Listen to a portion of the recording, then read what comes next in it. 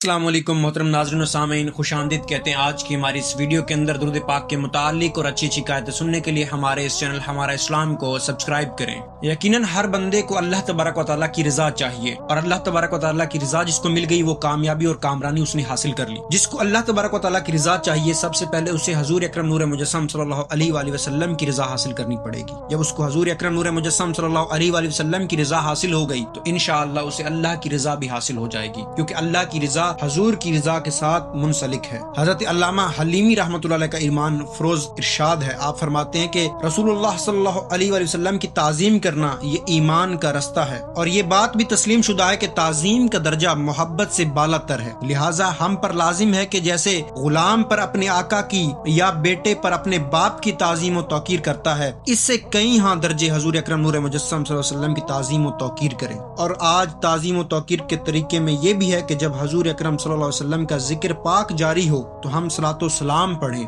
حضور اکرم نور مجسم صلی اللہ علیہ وسلم پر درود پاک پڑھیں، اور پھر فرمایا کہ اللہ تعالیٰ بھی حضور صلی اللہ علیہ وآلہ وسلم پر درود پاک بھیجتا ہے، اور اللہ تعالیٰ کے فرشتے بھی، حالانکہ فرشتے شریعت مطہرہ کی پابند نہیں ہیں، تو وہ درود پاک پڑھ کر اللہ تبارک و تعالیٰ کا قرب حاصل کرتے ہیں۔ لہٰذا ہم ان فرشتوں سے زیادہ اولا، زیادہ حق رکھنے والے ہیں کہ ہم حضور اکرم نور مجسم صلی اللہ علیہ وآلہ وسلم پر درود پاک پڑھیں، کیونکہ ہم شریعت مطہرہ کے پابند ہیں،